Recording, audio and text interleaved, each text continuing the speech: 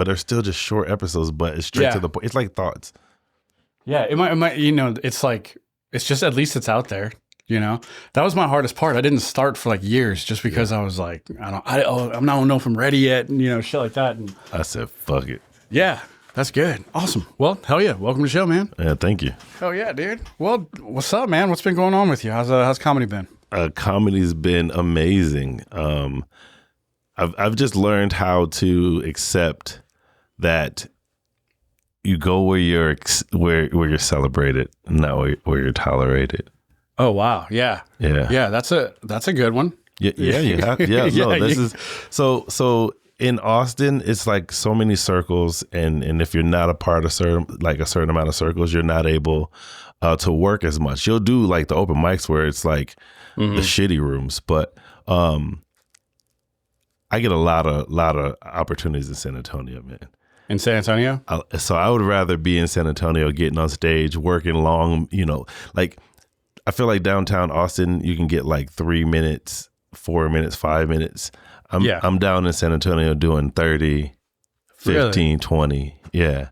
And I feel like it's just easier for me to like build a set than being down here. Yeah. Yeah. I always kind of felt that way too. Like, cause when I go out and I get like 3 minutes, I feel like I'm unable to get anything out there. Yeah. And do you feel similarly? Yeah. I think because of KillTony, then that quick minute thing, that's what people are trying to get versus like building an actual long set. Yeah. Where do you think is like the best place in Texas to do stand up? So right now, Dallas is killing it. Yeah. Dallas is killing it. I've never been up there. Why is Dallas killing it? So there's history behind Dallas, and this is for like the white viewers that don't know black comedy.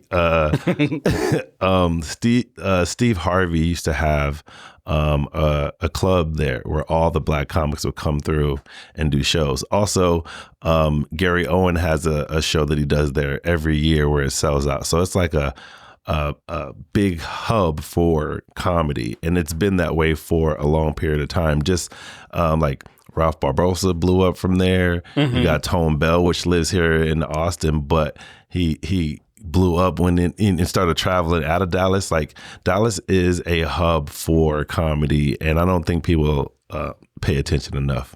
I honestly didn't know that was out there. I mean, I had no idea that they had so many like greats, I guess, from there. Yeah, and there's a lot of clubs there too. I want to say like 7 or 8, maybe 9. And wow. Yeah. And so you can get out there and you just get on stage just like here kind of thing, or? I mean, yeah, you'll go to the open mics, you know, first, or go to shows like how I got into certain clubs like the Improv. I got to open up for a bigger comedian, right? And then Dallas Comedy Club, which really works with me, man. I've done 2 shows there. We sold one of the shows out. Like they're just more inviting, I feel, and like the camaraderie there in Dallas is freaking. It's dope. They all looking out for each other for sure. Yeah. Are they accepting to like newer comics? Absolutely. Long as you're funny. As long as you're funny. Because if you're not funny, I mean, yeah. What kind of humor would you say? Like, how does this humor differentiate in Dallas? It's all the same. It's all the same. Yeah, it's all the same to me. I think it's not as. It's not as. I like that sound. Yeah, ding dong, baby. No, because I was gonna say something. It was like, don't do that one. Oh, really? Yeah. I just think that they're. I don't know. It's the same without having like. Cause you know how Austin has this umbrella of like we just say the R word and we just say the F word and we make fun of like. Yeah. I don't get that in Dallas. In Dallas, I feel like they're actually writing jokes. Dude, don't get me wrong. There's some really dope writers here in Austin. I don't want people to. Somebody's gonna clip that other part and just go. but I'm gonna be honest, man. Like, so one of my buddies, Corey Cherry, he's a really dope comedian in Dallas. And we actually ran into each other in LA at Chocolate Sundays, which was like completely random, and we kind of like been like that ever since. And he's selling out shows by himself. He's selling out his shows with his friends. He's putting his friends on. It's just the camaraderie there is different than here. Even different than San Antonio too. Like Houston, I would say would be the most closest to camaraderie, but they're separated and segregated over there too. Yeah, Houston was hard for me. Like when I kind of actually started in Houston. This place called Bad Astronaut, which is it's kind of funny because I'm one of the first times I ever did stand up. I did it there, and they had like 3 Treys, and I was one of the 3 Treys, and the other one was Trey Campbell. Okay. And so it was like we all kind of got like started. Like around the same time? No, I would say he's been doing it obviously I think a little longer than I have. Okay. But yeah, man, it was just it was hard because I was like I feel like I'm not like connecting. Yeah. You know what I mean? So I love Houston. One of my favorite comedians, Ali Sadiq, is from Houston. I didn't know that. Yeah, he's born and raised, been in Houston his whole life. Oh, I love that guy. Yeah. But there's so many different things in Houston, right? So you'll have the mainstream side, which is like the Riot, the Improv, and I don't know about those other clubs like the Secret Group, I think. You know what I'm saying? Like I don't know about those. I just know because I'm trying to be a mainstream comic. Like don't get me wrong, those are starter rooms to help you build, and you can actually throw shows there. But I've just never been there before. My buddy Black Smooth the Barber is a comedian, and he doesn't go to any of those rooms, and he sells out 200, 300 people shows by himself. In Houston. Wow. And he's able to, because of course he puts a lot of comedians on and they help to bring people, but to see the difference between like certain comics that are grandfathered in at the Improv or grandfathered in at the Riot, he's like, I don't have to wait on them. If I rent a building, sell out 300 seats, I do, and he does it quarterly. Which is mind blowing that they can, but he continues to switch the comedians up, right? Yeah. Like, so I look at it both sides. I look at, do you want to be a mainstream comic and be at the beck and call of the comedy clubs, or do you want to create your own identity, your own business, your own following? Because that's what Ali's doing, right? He's doing things independently. So do you want to wait on the industry, or do you want to do it independently? Yeah, that's a really good point. You know, and I love that now is like the time when people can go out and start producing their own shows like that. Have you ever thought about like just putting on like your own kind of like production? So I've been doing that for like 6 years. Yeah. Oh, wow. So my first show that I threw was in San Antonio. No, it was in Colorado Springs, and it was at it was like a cannabis place. It was like a speakeasy, right? Oh, okay. So it was a weed spot, and we were just doing comedy there, and it didn't sell a lot of tickets. It was just a lot of stoners in there having a good time, right? That was the first show. I probably made $100, but then I moved to Tampa, and when I moved to Tampa, I went to a club. I will not name them because I don't like them anymore. But the show we did a roast battle. I sold 80 tickets in the very first show, and I didn't know anybody in Tampa. I didn't have any friends in Tampa. Like, I don't know how, but I did put on a lot of comics that had never been on the main stage. So like in that place, you'll have like, you'll be happy to host the open mic, right? They give you the open mic, you're like, oh my God, I finally made it. Yeah. And then as a comic, you're hoping that your name gets pulled for that open mic, and sometimes you won't get pulled, right? So there's certain comics that owner liked. So all the time they would get all the spots, feature spots, host spots. When I came, I saw all of this going on, and I was like, why would I pick people that already get all the spots to go on the show? Right. I would rather just put on the people that I've seen over time of coming to these mics who's really good and has never touched that stage. Yeah, people have like been busting their ass. 100%. You know, and I enjoyed doing that, and I continue to do that. So I throw shows in Dallas. I took comedians from Austin to Tampa, and they did the Funny Bone for the first time ever in their lives. Oh wow. Wow. Yeah. And cool. and what's funny about that is they never talk about it. Yeah. Yeah, that's true. Yeah. I know what you mean. I know what you mean. Yeah. Yeah. And they know who they are and who I'm talking about. But also I took comics to Dallas that have never been outside of 6th Street. Yeah. And that'll be a big jump, especially if you go into a real room, You know what I'm saying? Yeah. Like my thing is like, I want everybody, well, not everybody to win. I want a lot of people to win that have integrity, work hard, that are funny, and are underappreciated. I look for those type of people to help them get opportunities, because it's kind of hard to come into Austin, right? And rub shoulders with the right people and find your way. So instead, I'm like, hey, I got a room over here if you want to come over here. And then I'm just building funny, because people are like, where's this guy been? Yeah. And I'm like, he's killing over here, but you guys won't even give him 3 minutes down here. It's just weird. Yeah. Yeah. I know what you mean too. How do you like kind of scout these comedians? It depends, man. Like, I do a lot of shows in San Antonio. So if they come through San Antonio, I'll see them. Sometimes I just go pull up to comedy clubs to support. Like, I don't think people do that as well, right? No. They complain about not getting opportunities, but they don't show up to the clubs to support the clubs unless there's the clubs booking them, which is selfish. Yeah. Sometimes you just gotta show up. So I'll go to, like, just yesterday I was in San Antonio at Upstage Comedy Lounge, and they have a femme festival where it's just a lineup of all women. And I have a hard time laughing at women telling jokes. Why is that? Like, do you some of them are not funny. Yeah. Is it a particular trope or something that kind of my pussy?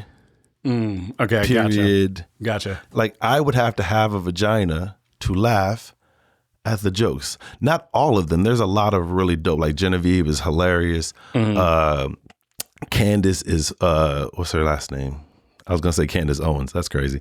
I thought Candace Owens. No, Candace August. She's hilarious. There's just a lot of really funny female comedians, but a lot of them I don't find funny unless they're not talking about their vaginas. Right. Yeah. Well, I get it though, but because even if you go out and you even hear like a male comic just talking about dicks the whole time. Exactly. Same thing. It just like the same fucking thing. Yeah.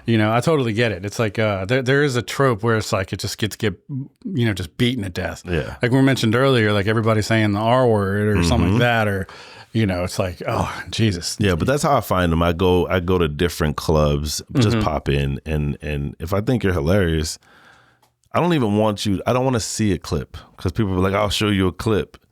I would rather just see you and be like, yo, that was hilarious. Do you want to? Yeah.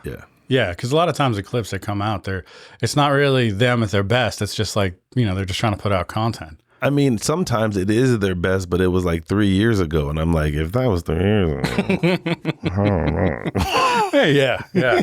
So have you seen any of the comics that you put out there end up prospering at all, or?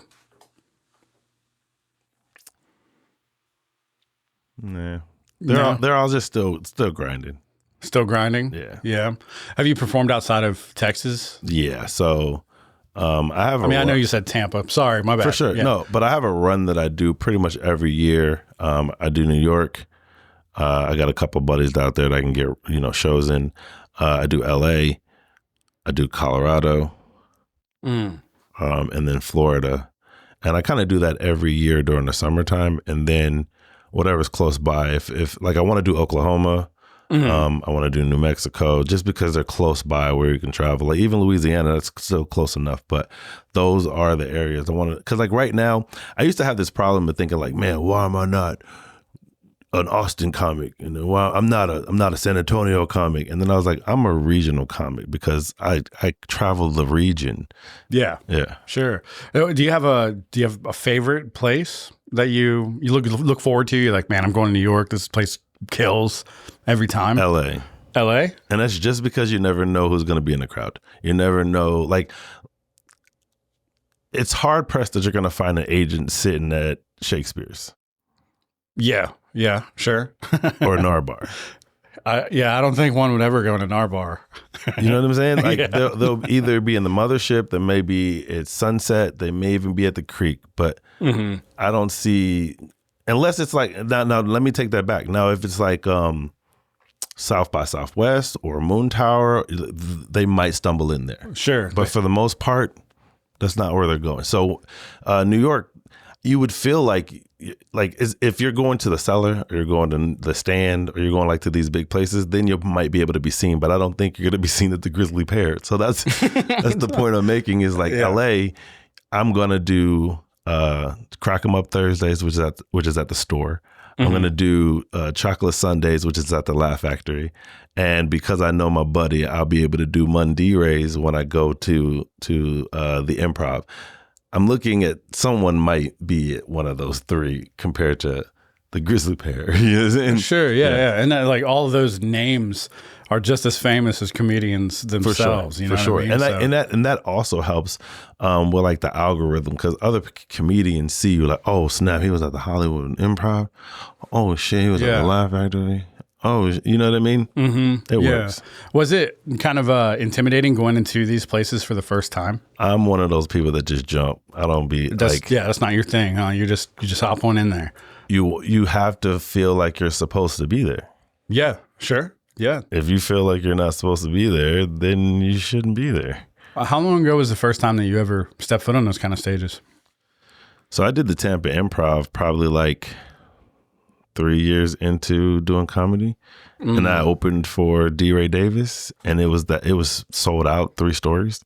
Jesus. Yeah. Man, walking out to that. Yeah. Oh hey, listen, how I did, I walked out, they called my name, give it up. I go on stage and I go, wow. Dude. Somebody goes, tell a joke, nigga. No. I was just like, let me just soak let me this in. soak, yeah. And you just heard somebody say, tell a joke, nigga. Wow. Yeah. Man, I couldn't even imagine that, because I've just been in front of like really open mic audiences. The only real one was KillTony. And I know that you've done that one too. So this was obviously like after or before KillTony, For sure. your KillTony. So going on KillTony, you were just cool, huh? Nah, man. No? It's not the room. It's just the It's size. the cameras. Yeah. Yeah. I don't care about the room. Yeah. I've done rooms like that before. The cameras, knowing that there's millions gonna see it, is where I get nervous, for sure. Sure. Did you try to like kind of calm yourself down before then? No, you just went raw dogged it. I told you I just jumped. So I was like, oh, it's going down. And the first one went well, and I think it went well because I did David Lucas's show like the day before on Sunday. Him and this is old school KillTony when they first moved here. So if you know, you know. You know what I'm saying? Like, But David Lucas and John Keys is his name, the dude that plays the piano. I think I know it's Keys at the end, but it might be John. I may be wrong. If I'm butchering that, my bad. But they had a show that they did on Sundays where they would bring comedians up and he'd be up there playing the freaking keys, which was dope. So I did that show first, and then I signed up for KillTony the next day, and then I got up.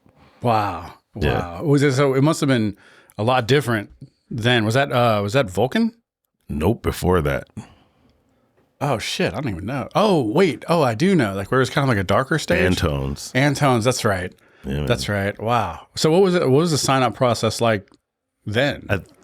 Wow, yeah, I don't even remember. I think we just signed like not a waiver or anything. I think we were just signing our name up. Just signing your name up. Yeah. Huh? Wow. You know what's crazy? There's a story behind that, dude. I 2 weeks before flying to Austin, I ruptured my Achilles.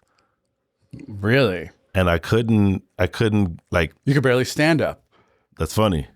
Absolutely. So what's crazy about it is I had insurance, so I had to go see a doctor. But if you don't know when you hurt yourself, they don't magically send you a doctor right away. You got to set up an appointment. Yeah. So it was 3 weeks out.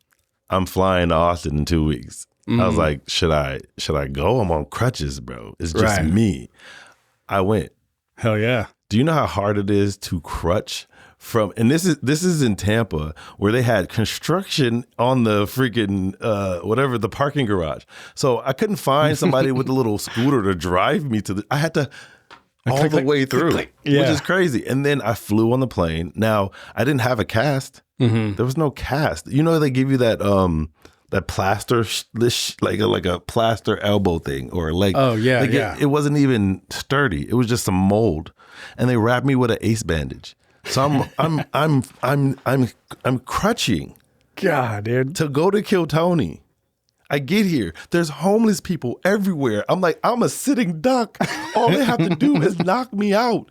I'm not gonna run. I can't run. No. Right? Yeah. So when people say, do you really love comedy? Bitch, yes. Yeah. But that night I actually got on KillTony, which was pretty cool. That must have felt cool. You know, just that. For sure. All that, you know, your destination, you know. 100%. That's great. I fucked my Achilles up to her when I got back. I had to have actual surgery. No. Yeah. My God, dude. That I've cracked my ankle before.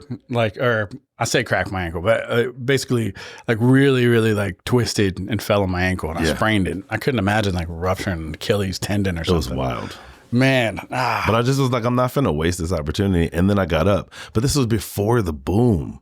This is when they were still doing decent, like 200,000, well, 500,000, 800,000, not breaking the million mark at that point. Yeah. So, and then I saw that you were also on a recent episode where they're at the mothership. Yeah. So like with the comparison of the two, it must have been kind of crazy seeing like what it's become. For sure. I mean, I've watched it before they got to Austin, but I was going to go perform there, but I was like, I'll wait till they move to Austin, because I lived in San Antonio at the time. Oh, okay. But as soon as they moved to San Antonio, I moved to Florida, which was like, what was I doing? Chasing after a bitch. But it'll get you every time. Every pussy will get you every time. Every time. And I, in retrospect, I should have stayed, because I could have got grandfathered in with the other groups that are now working at certain places. But yeah, what was the point? Fucking bitch got me again. Yeah. So watch it. Yeah, for real. Hoes, get off. No, I'm joking. Did you find it The difference. Hold on, the difference. Yeah. Antone's, it was standing room only. Oh, no shit. You had to buy tickets, but it was standing room only. Oh, that's ridiculous. The mothership, of course, they have tight seats. But everybody. That was like, the one big difference that I noticed. Entertain me. Yes, for please. sure. No. Make me laugh. Damn it, entertain me. Know this. It's goddamn for real. Yeah. Sweet home Alabama. Yeah. It's pretty fucking nuts, man. But because I'd gone to the mothership like hundreds of times before, and I didn't even want to really sign up. Yeah. But my brother, you know, he kind of encouraged me to do it. And then I did it, and the first time I was like... Had you already started doing comedy when you signed up? Mm-hmm. Yeah. Okay, because I was going to say, we hate you. Oh. Yeah, when people was like, I didn't even really want to sign up, I would just stare, like, fuck you. Oh, right. Oh, yeah. I know what you mean. No, I was in it for like maybe like 9 months. Okay. At the time. But you didn't want to sign up? It's not that I didn't want to sign up. It's kind of... I two shots in the leg. I just didn't think I was ready. Yeah. Okay. You know what I mean? But you still signed up. But I still signed up. Ooh. Yeah. I didn't think that I was going to get picked. Everybody says that when they get picked. I know.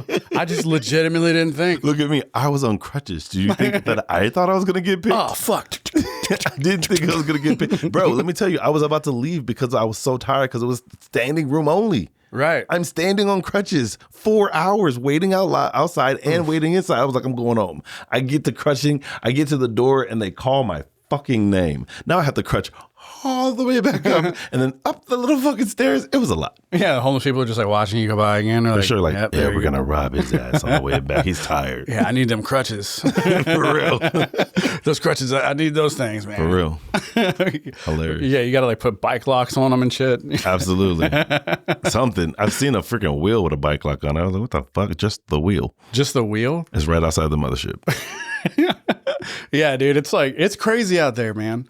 It's crazy. I used to have like a joke that wasn't really a joke. It was more like just me just sharing. But the first time I ever got to Austin, it was like I got out of the car and I started walking towards 6th Street and they had a dude like fucking center stage in the sidewalk just jerking off. Okay. Great story. I got here to Austin. Yeah. I'm driving. I turn right on 6th Street, and the dude goes, "Welcome to Street." When he put his hands up, the dude had on a miniskirt and digging balls was just everywhere.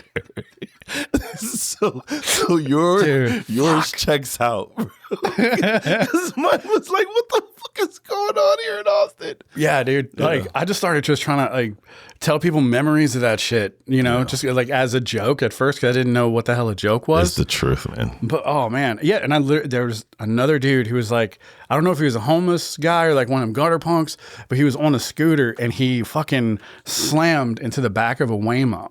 And I was like, this is almost just too fucking crazy to even think. Like that's where I live.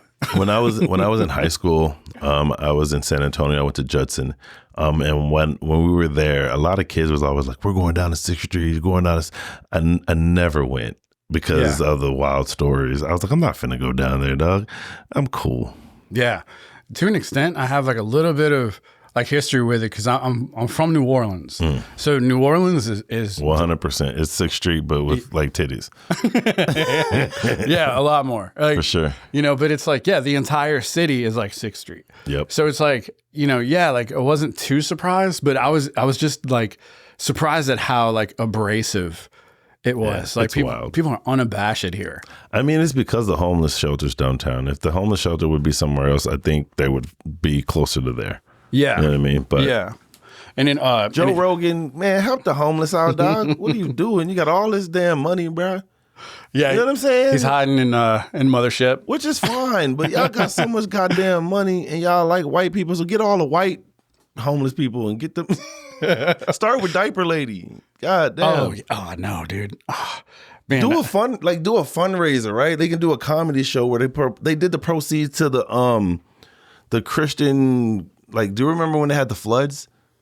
I think so. And it was like a while back, right? It was a bunch of kids. It was white kids. I ain't gonna lie. It was a bunch of white kids at a freaking the camp, right? Yeah. And then what's his name? Ron White did a benefit show, and then Rogan was part of the benefit show, and I'm like, that's great.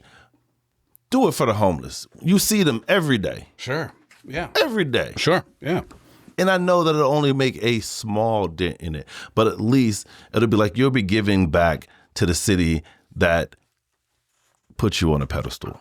Yeah. Well, maybe you could do that. Maybe you could produce a show like that. So what I'm going to end up doing when the money starts rolling in, I'm going to do a couple of youth centers. So when I was a military brat, I was traveling the country and overseas with my dad. And one of the places where parents can drop their kids off so they can feel safe, have a great time, be athletic, was the youth center.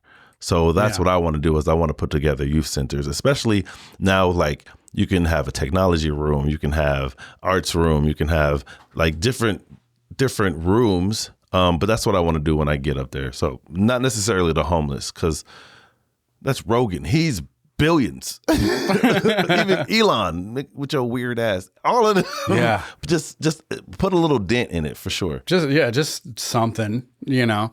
I mean, because it's so crazy that it's people either from out of town or comics who have been here forever. Yeah. Everyone has a story about the homeless, you know, because that's how prevalent.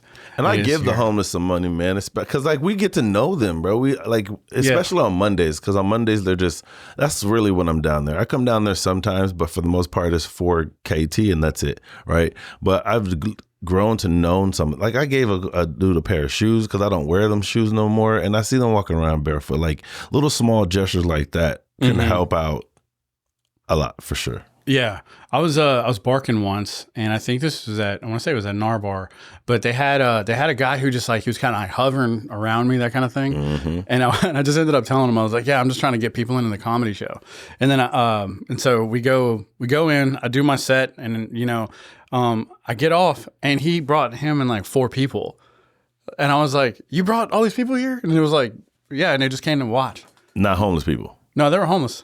But it was just kind of interesting. That's crazy. Yeah, it was just kind of interesting.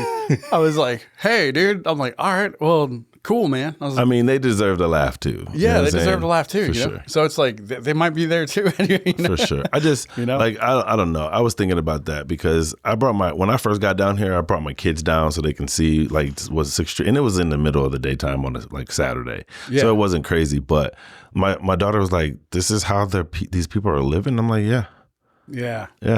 And that made me be like, well, what could I do to try to help out? So that's why I dollar here, dollar there, a couple of shoes. Like, because if you have it and you're just gonna throw it away or give it to Goodwill anyway, and they're gonna resell it. Just give it to somebody that can actually use it. Yeah, the amount of pizza that I've given to those guys. For sure. I don't buy that pizza. That's disgusting. Don't ever eat. You don't like pizza. Rapolos? I don't like any pizza on 6th Street because. Oh yeah. So first of all, have you seen the roaches? Yeah, dude. Okay. They're like bats. And then they keep the pizza in the fucking thing. And then they go, "Oh, you want pepperoni?" And they warm it up. Flies and shit have landed on it. It's not in a case, bro. It's just one open ended. I'm good. They're like, "You sober? You sure?" No, they'd be like, "Oh, I don't care. Give me roach pie." They're like, "I just warmed it up for you."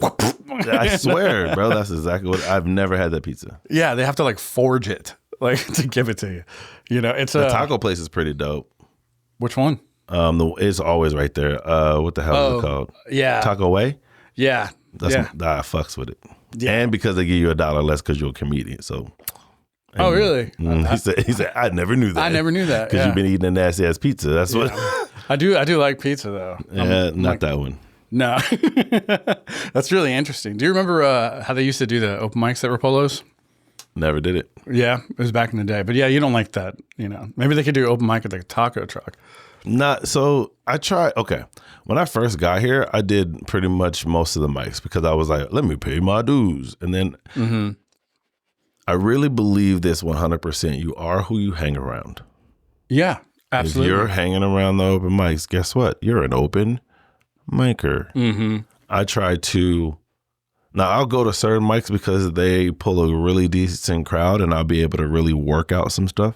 Mm-hmm. But for the most part, the places that you're like named, I never. Yeah. Which open mics do you do? What'd you do? Cap City. Oh, yep. Creek. Yep. Cap City. I've never been to that one. Ernest Evans, he said the same thing. Mm-hmm. He was talking about how he got Cap City like right off the bat. Smart move. Yeah, I've always wanted to do that one for sure. So and I don't know how people think downtown Austin, but there's only one mothership. There's only one Sunset. There's only one Creek. There is a handful of Cap Cities. Cap City is a helium comedy club. You have the St. Louis Helium. You have the Indianapolis Helium. It is a chain. You would want to get into a chain to help build your career. A lot of people are standing outside those three, hoping that they make them big. Interesting. Yeah. Yeah, that's pretty good advice. So do you go to Cap City often? I try to as much as I possibly can. Nice. Yeah, like every year they do the funniest person in Austin, and I do that competition. But yeah, that's my focus in Austin is Cap City. Well, what is that competition like? Is it sort of like a bracket kind of thing, or is it? Oh, the competition? Yeah. So like the first round, you get a certain amount of comedians to go. It's really not head to head, but it's just like they go. One person goes, the next person goes, and based off of audience choosing, then they narrow it down, and then the second round, they have more industry people come in, and then they pick who they think is the best, and then the same thing in the final round.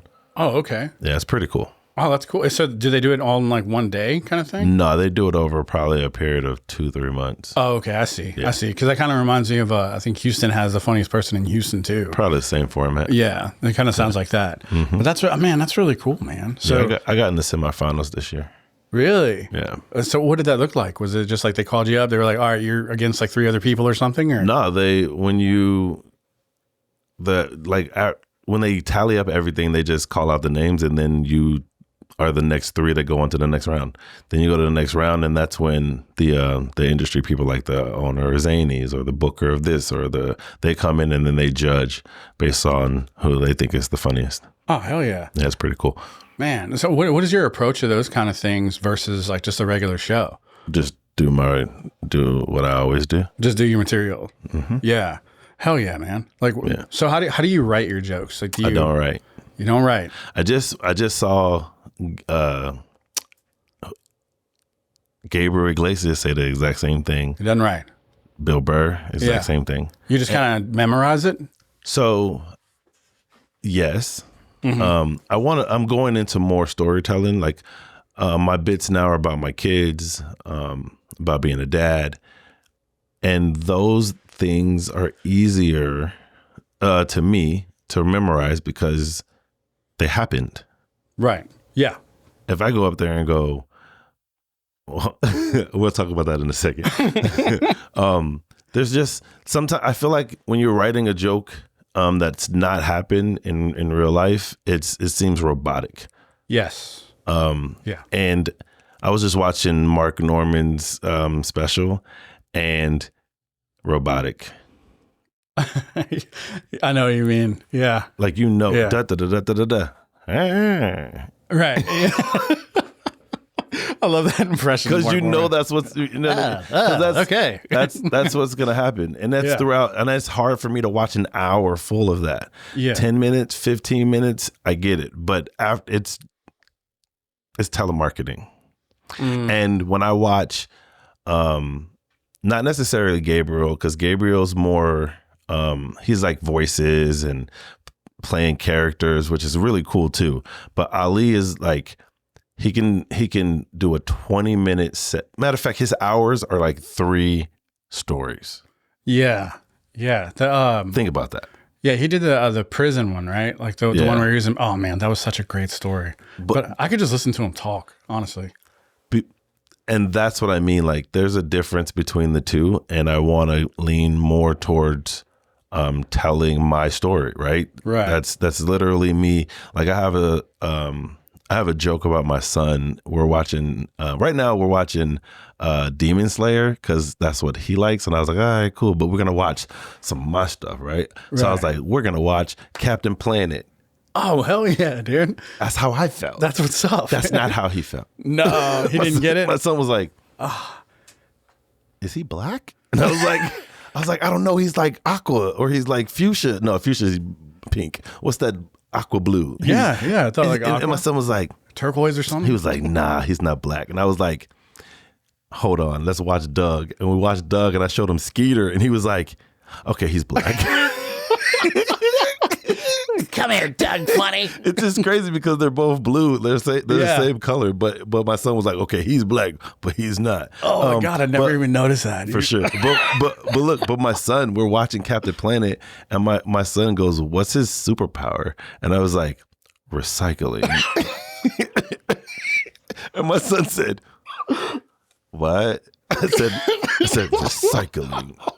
And my son said, gay. You know what I'm saying?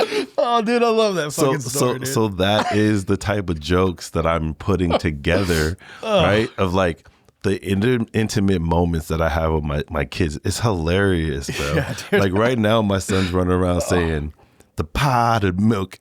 Hold on, I don't know if y'all seen this, but Finesse 2 Times has this video where he just like, he goes, I had cereal, no milk. And my son be like, nothing, no peanut butter, no jelly. Like, what are you talking about? So I just write things when he says something, I'm like, oh my God, that's hilarious. That's gold. Yeah. Oh man. My gosh.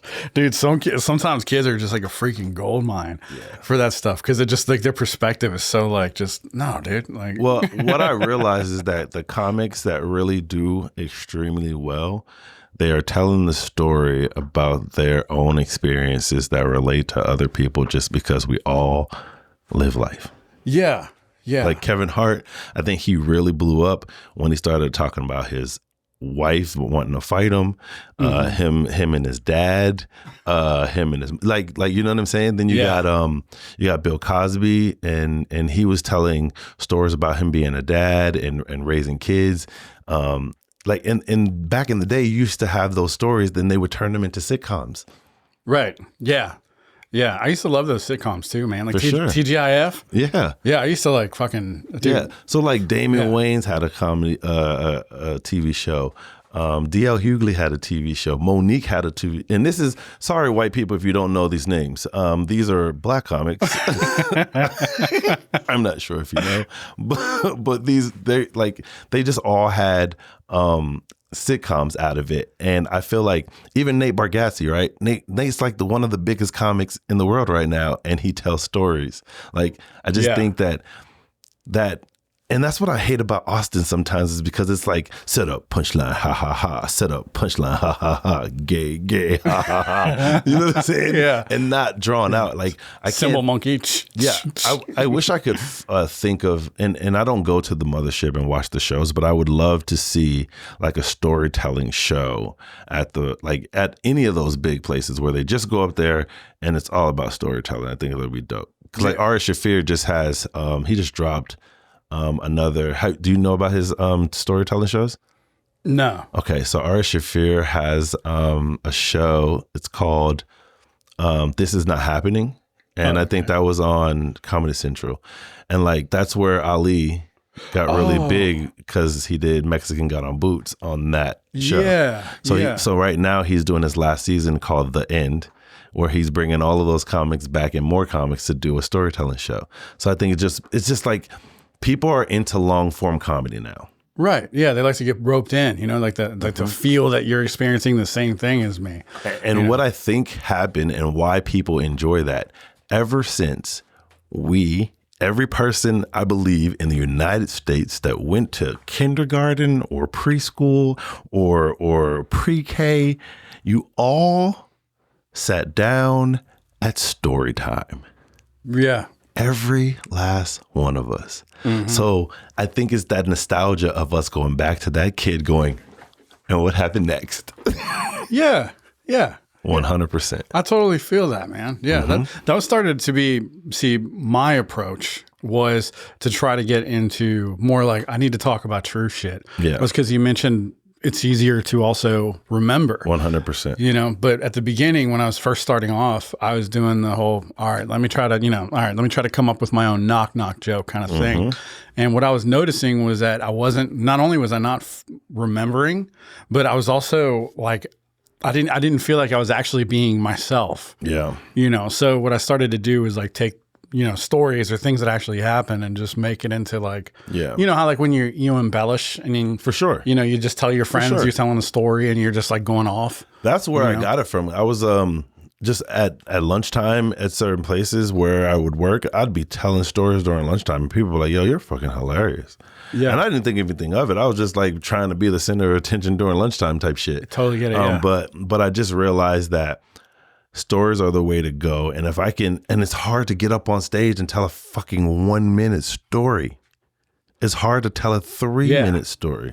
Like, and I've seen people that are really good at it be able to squeeze and just put in the proper details to make it pop at the end, but it's hard. Yeah.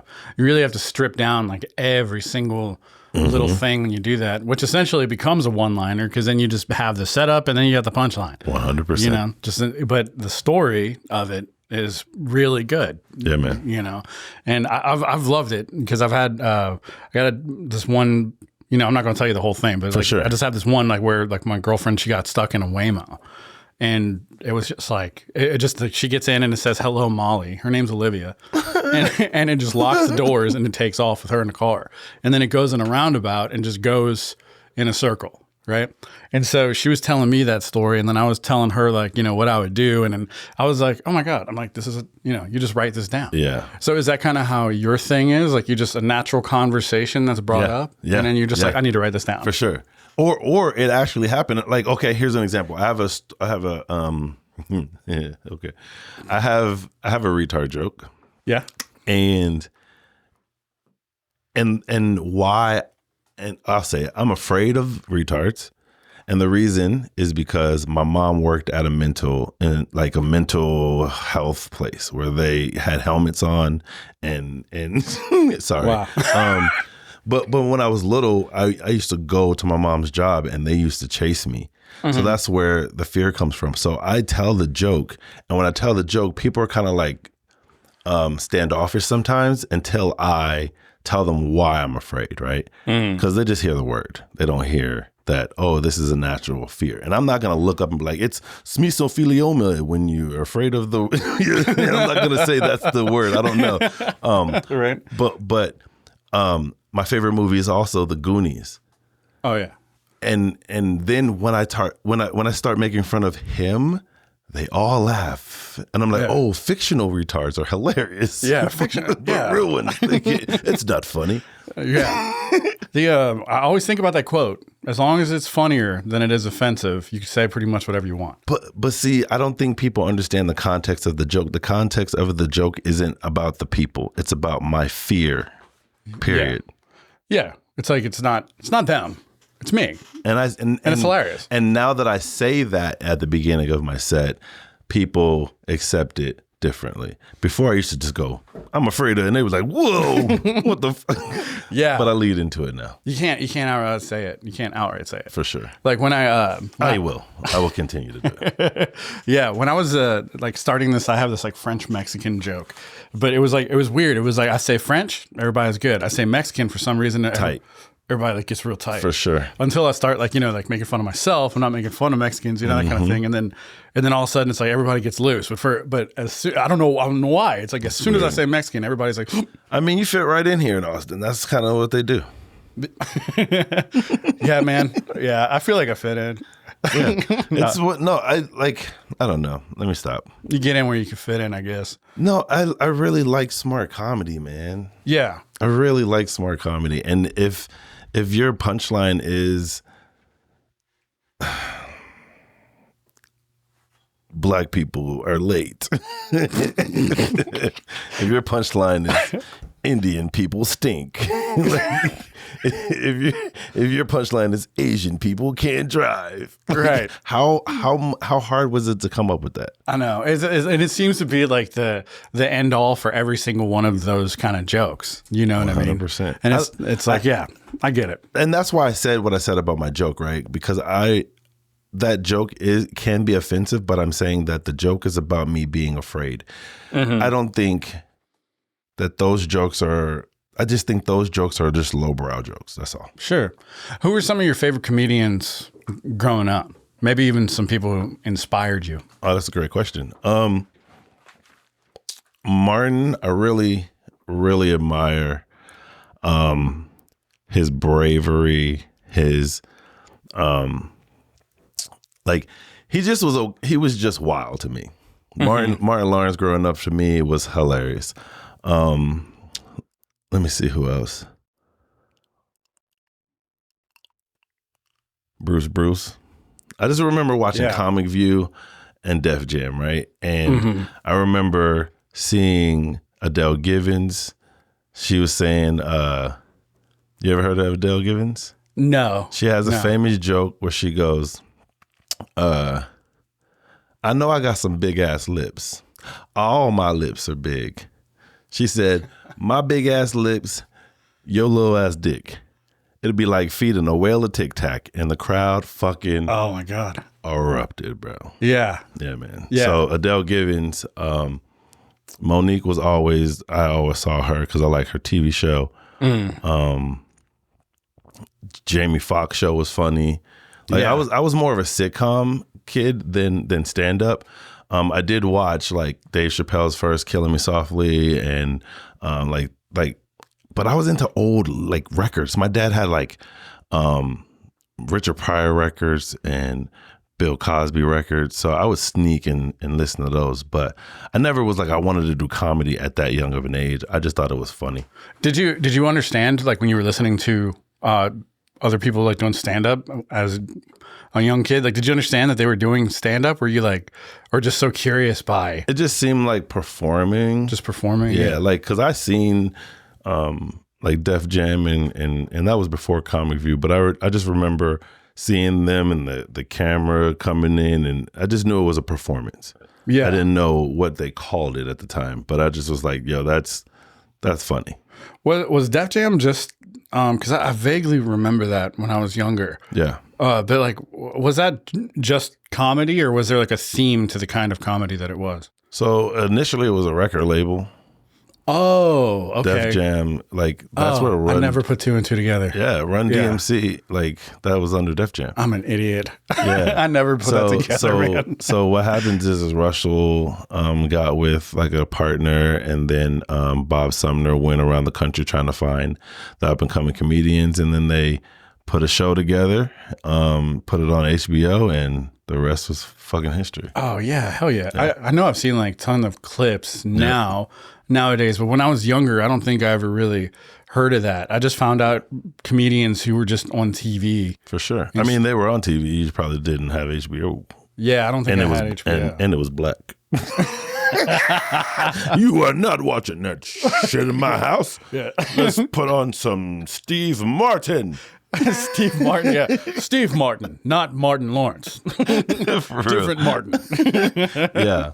But that was a cool era, man, of comedy. That's where a lot of like OGs like got their bones and was able to travel the country.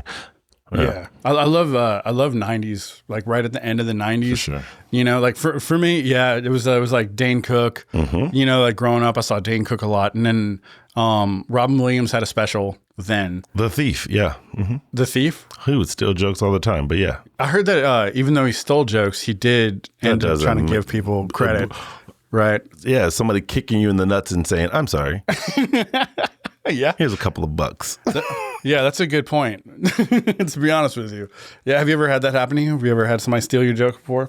I don't think so. No. I've had someone steal the premise, but that's fine. Steal the premise. For sure. Interesting. Yeah. I've never had that, but I did have a Black Widow joke, and Theo Von had a Black Widow joke, and I didn't know. Yeah. Right. And I said it on KillTony. So of course. Oh yeah, you got raped. Yeah. Oh yeah. Everybody was like making a thing of it. For sure. And I was I'm the guy that calls out people that freaking steals jokes on KT. So yeah. I've posted many videos. I saw a lot of that, and I was like, but I think that's great because I kind of do the same thing, but just like amongst my friends. Yeah. Well, that's You what. know. Listen, that's what they do here in Austin. They do talk about it, but just amongst their friends because they're afraid to talk about it out in front of everybody. Well, I mean, I'm not necessarily afraid. It's just that I've never really been put in a situation where I should call it out. Why not? Because I don't know. It just doesn't really matter to me that much. Yeah, it does to me. Yeah. I love it that much. So, I mean, it seems pretty obvious about like why it would matter, For sure. you know? But what prompted you to just start putting it out there to begin with? Because Joe Rogan, his claim to fame is someone stealing jokes and him talking about it. And then you have people that steal jokes that are under that umbrella, not necessarily under that umbrella, but go on the show. You know what I mean? And then, Sure. like, I just don't like joke thieves in general. I think that it's hard enough to come up with the jokes in general. And for someone to steal your ideas and then prosper from them, it's terrible. Yeah. Yeah. And that's why I say, like, stories are harder for people to mimic, right? That, like, they can get up there and say, well, my dad, blah, blah, blah. And it just doesn't hit the same because you can tell it's not authentic. Yes. You know what I mean? Yeah. And I'm glad you said that because I was actually thinking that very same thing. And I was like, yeah, because if you're telling your own personal story, they're not going to be able to actually take that and like make it a thing. But two guys walking in a bar, it's kind of easy to fucking steal. Yeah. Yeah. Have you gotten any backlash from people for doing something like that? Of course. Really? Again, the unwritten rule in comedy is shut the fuck up and just wait your turn. Yeah. There's comedians that I've heard, like, I'm not going to go on a podcast because I'm not going to talk about the scene. I'd rather have like a podcast about fishing or a podcast about pool. I don't want to talk about the scene because it might slip. And comics are sensitive, man, right? Like everybody thinks that they're great. And when someone says that you're not great, they have an attitude with you. But I'm like, again, you have an opinion. And if you don't want to know the answer, don't ask the question. Yeah. So do you feel like you're doing a service? No, I feel like I love comedy enough to where if I'm like, I've done it to friends or people that I thought were friends and was like, hey, what you're doing, this is somebody else's shit. But I've also done it to where I was like, yo, this is fucking fucked up. Yeah. Because you're getting great opportunities off of somebody else's fucking hard work. Yeah. So I just post it because I want people to know, especially if I know the joke, right? Like there's a comedian, he tells this joke. He goes, and this is an old joke, so it's not gonna be like, well, you tell him my material. He says, I played football in middle school and in high school. And my favorite position was wide receiver, right? But my coach, he liked me to play a position called ass back. Every time I try to get in the game, he'd be like, get your ass back. There was a comedian that did this joke in the 90s, and this person's running around telling this joke. Oh, wow. Same way, same cadence. And I was like, hey, this is this guy's joke. He was like, did he do it before me? I'm like, he's been doing this since the 90s. You've been doing it for 3 years. Yeah. You know what I mean? And he's been doing it 10 years, but still, that's a long time to be taking somebody else's joke. So I'll tell one of my like constituents or my comrades and be like, yo, that's not a good look. Or if I see it on a big stage and they're getting praise for it, I'm like, man, fuck that praise. You didn't work hard to get that praise. Yeah. Do you see that often here in Austin? By the ones that don't necessarily really do comedy, yes. By the ones that don't really do comedy, like, do you think it's like sort of a kryptonesia kind of deal, or do you think it's sort of like, I think like they're trying to come up with their own shit and they just can't? No, I think because of the popularity of the show, that if they get on the show and they tell the joke, more people will not know that joke is recycled than people that actually would. Yeah. So if I'm already up there and I'm opening for blah, blah, blah, or I'm able to book shows now, and it's all because you took somebody else's hard work, it's kind of fucked up. Yeah. I get it. Yeah. My thing with the whole Theo Von thing, because when I went to go see it, because I did my research afterwards and I was like, let me go find it. And I finally found it. And I was like, man, okay. So I had a joke that featured like a Black Widow kind of thing. But Theo Von's was like monumentally like better. It was the Black Widow joke that should have been, right? And I would never have been able to come up with what he came up with. I've never heard it or anything like that. But mine wasn't good, right? Okay. So to me, I was like, okay, like there's a very like obvious for sure difference here. So I guess like is there cases like that where you're just like you have like you see a comedian and it's just like they just happen to be like kind of hitting the same subject, or is it like straight like verbatim? Really? Wow, that's fucked up. 100%. Like I said, same words, same cadence, same act outs. It's pretty terrible. No. Yeah. Damn. And then I like having some controversial shit on my page, so I posted for that too. Yeah. I want people to be like, yo, what the fuck? People send me shit now. Oh, really? People will be like, yo, you didn't know this joke was stolen. Yeah? Yeah. Oh, that's cool. So do you like vet these jokes that people send you? Like, I go and do my research and look it up and be like, oh shit, they really did. And I post it. That's what's up, man. Yeah. That's what's up. You get a good reaction from that, I bet. 100. Well, both for good and bad. For good and bad, yeah. Yeah. Because it's interesting to me too. I love watching like, just calling it out like that. For sure. There was one chick that got on the show and she did the same joke she did 8 years prior, and I posted it and she was like, well, thanks for I was like, this isn't a good thing, honey.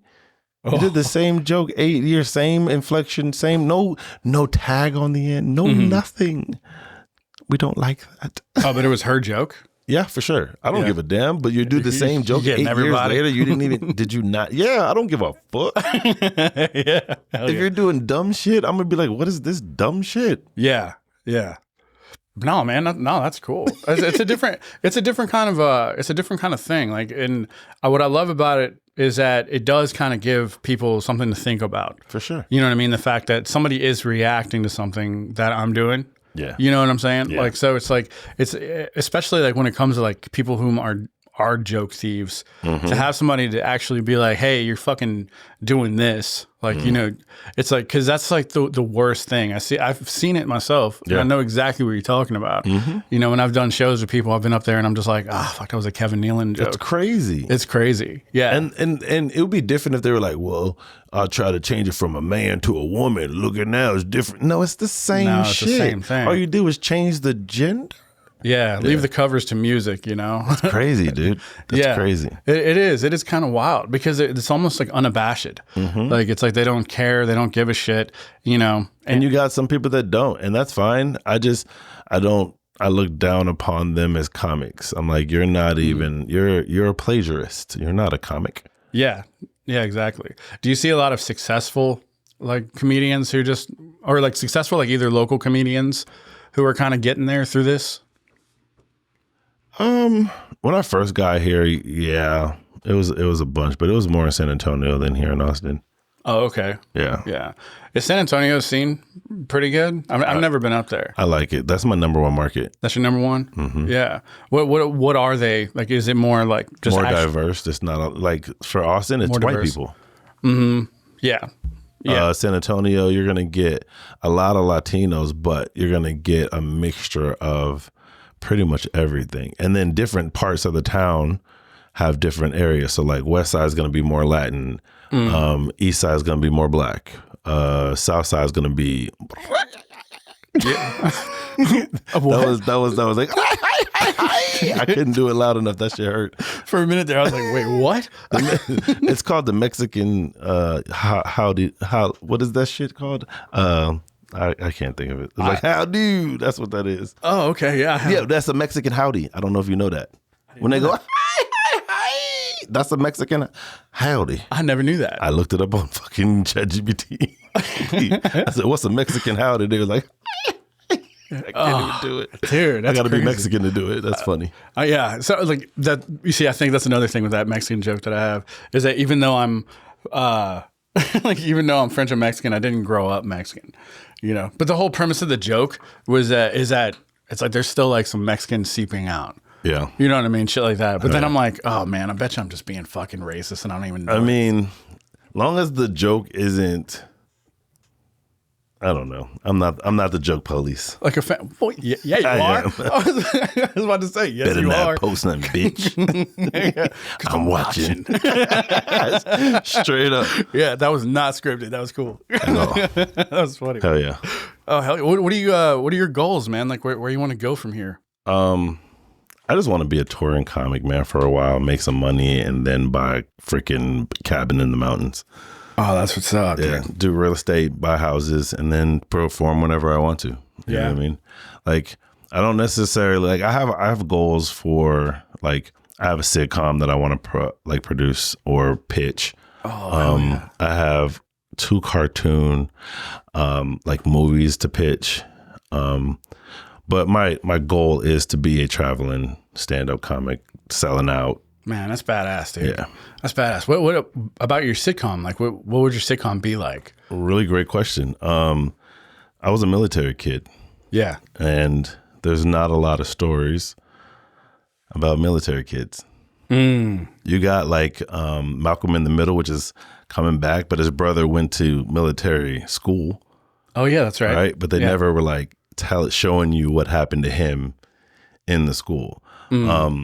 My mom, she was like, yeah, there's like a sitcom about like women that were in the military, or like their husbands were in the military and they were like military wives or some shit like that. But it wasn't funny. It was like more dramatized. But what I want to do is talk about my life as growing up as a kid in the military. Well, my dad was in the military and traveling from different bases. Yeah. Was it, were you Army or was your dad Army? Dad was in the Air Force. I was in the Army.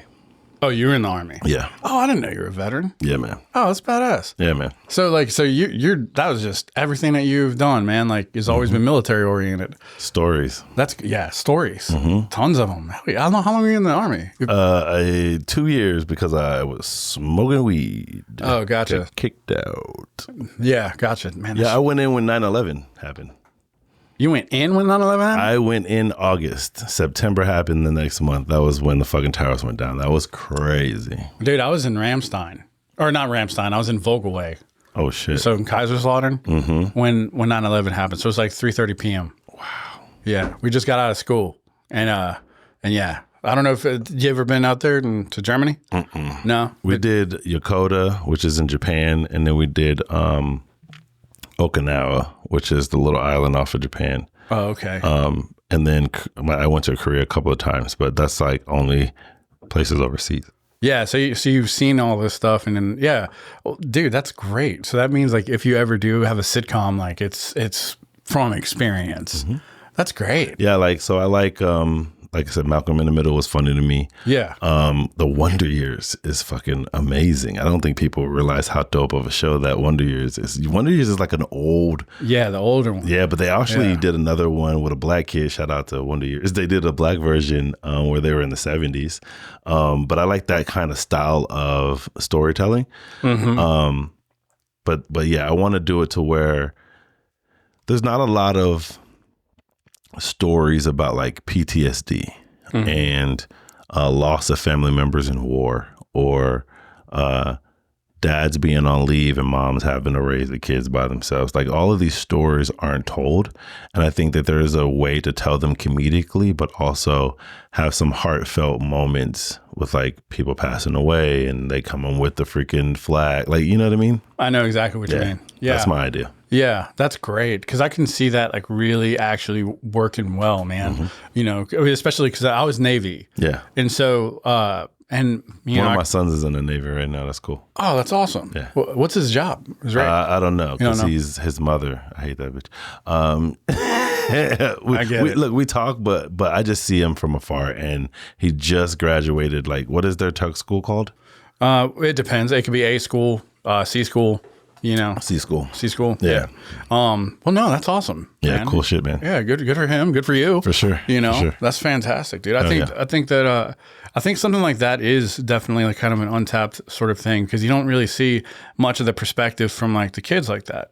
100%. You know what they're going through. So if you go to Germany now, you're mixed with people that are German, and you can't go off base. If you do go off base, what happens? Stealing off base, and you get kicked. You know what I mean? Like there's so many cool things that happen. Like when I was in Japan, it was a lot of half-breed children and a lot of Filipinos in Japan. We used to call them flips because they would have one patch of hair right here, and it would hang all the way down, and they would flip their hair. Oh yeah, because that was a style back then. 100%, dude. 100%. And I thought they were like making fun of them, call them Filipinos. They call them flips. And it was like, no, it was because of the flip that they do. 100%. Yeah.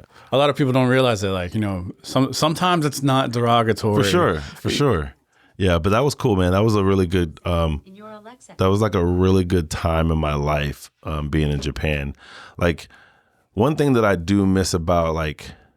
And this is another story that you can tell within like the sitcom, right? Like you have people that lived on the same street their entire life, went to the same high school, elementary school, middle school. Military people don't get that.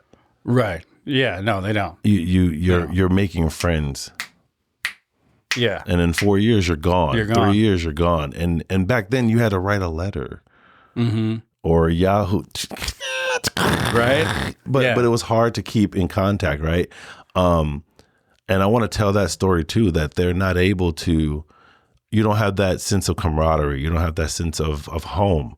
Like I'm from New Jersey, but I left when I was like 5 and we went to South Jersey, and then I lived in South Jersey. Then we moved to Nevada, and then after Nevada, we moved to Japan, and after Japan, New Mexico. So there was no sense, like all my family members are from New Jersey, but I don't feel like that. Right. Yeah. And I know dude, I know exactly what you're talking about. You know, just that kind of feeling of like, if somebody goes like, hey, where are you from? And you're like, you don't exactly know how to answer because you've been all over the world constantly as a military I tell them, I'm like, kid. I'm from New Jersey, but Yeah. I totally get that, man. But not a lot of people understand that unless you've been in that situation. And I think that story isn't necessarily told in a comedic way. Right. Yeah. And that could be freaking awesome, man. Because we used to get into some shit. Yeah. You know, like, because I was in high school in 2000, but I was like getting out. Right. Me too. 2000 and 2001. So I was just like getting out. And so, but yeah, dude. And that's literally when I got out of high school. So that's dope. That's so funny. But yeah, dude, a ton of the people that I knew then, it's like, you know, like we found each other through Facebook and stuff, but I've never actually like seen them again. No, I have. So there's a lot, because San Antonio is a military town. A lot of people come from Japan and then they retire in San Antonio. That's cool. So you got to see some people after a while. For sure. Yeah. For sure. I run into them all the time. All the time. Dude, that is wild. Yeah. That happened to me one time. Yeah. One time. And that was back in like 2006. Yeah. And that was like the last time. It was just this dude I went to high school with. You know, we didn't have like, you know, cell phones. Like we had the brick Nokias back then. And so like, dude, I was just at work. And I actually worked at Hot Topic at the time. Yeah, it was bad. You know, I was my own flip on. What's up, man? We got sale and black nail polish. Yeah, dude. You wanted to shop. Right, man. We got some Jinkos, bro. If you want some, dude. That's so old school. Yeah, exactly. And dude, like in walks in this guy, like, you know, his name is Brandon, you know, but like walks in Brandon. And I was like, what the fuck? Like, we're both like, what the fuck? Like, how is this possible? Yeah. You know? And I feel like, you know, it's a little different than just like a couple of people who just went to high school, just, you know, bumping into each other. For sure. After a few years. You're like, you were on the other side of the world with me. You're other side of the fucking world. Yeah. And then this dude walks in a Hot Topic where I was working. Yeah. And that's what I'm saying. Like stories like that. Just like I said, all of those emotions that you have, because I envy people that have lived in a place their whole life and went to the same school and go back. That's my block, boy. I'm like, because when I went to Tampa, it was a lot of people that were like, because a lot of the people that live here in Austin now came from Tampa, right? A lot of comics, and I was there in Tampa doing shows while they were there. Yeah. And I've booked a lot of, like, Gordon is one of my favorite comedians out here, and Gordon's from Tampa. But the point I'm making is like, because I was able to find friends so fast, I was able to infiltrate comedy circles really quickly because I was used to moving around a lot. Yeah, man, I totally get it. And that's awesome, man. Yeah. That's awesome. Yeah, especially just like, you know, just making these friends, but like, you know, that there's also like a part of you that like knows how to hang on because you've never done it before. Yeah. You know, so a lot of friends, I feel like, take friends, like just friendship for sure, for granted. For sure. You know, I agree. Because it's like, dude, it's like, yeah, there's been a ton of friends that I've had that just like, you know, just life. Yeah. But then I only have like 2 or 3 real friends. Yeah. The rest of them are people that I know. Yeah. And I think in this business of comedy, they throw the word friend around very loosely. Mm-hmm. Yeah. We're colleagues. Right. Yeah. That is a big thing that I see, you know, but I think it's also like to feed themselves. For sure. You know, I think that a group of people feels like you're stronger than an individual, but I think the individual with like knowing who they are is stronger than 15 people that don't know who the fuck they are. Yeah. Yeah. That is, you know, that is something that you don't really see a lot of, is a lot of people who are sure about what they want and where they're going. Yeah. I think I get that from being in the military, being a military kid, of like, I don't necessarily have to hang out with the cool kids to be considered a cool kid. Yeah. Yeah. So I take that into comedy. And that's one thing I wanted to touch on too, is like, I think people are afraid to be an individual, and I'm older. Like if we got out of high school, it's around the same time, then we're older, right? Yeah, we're 40s. when I'm around these 20-year-olds and early 30-year-olds, I've already lived that life. Right. Now, when I was in my 20s, yeah, dude, bros, yeah, we're friends. I get it. I'm so far past that. Like, I really want to just work. Don't get me wrong. I'm going to talk. Like, I'll get back to that. But but I just really want to work, right? If I get booked, I come in on time, I do my set, I make sure I'm funny, I go home.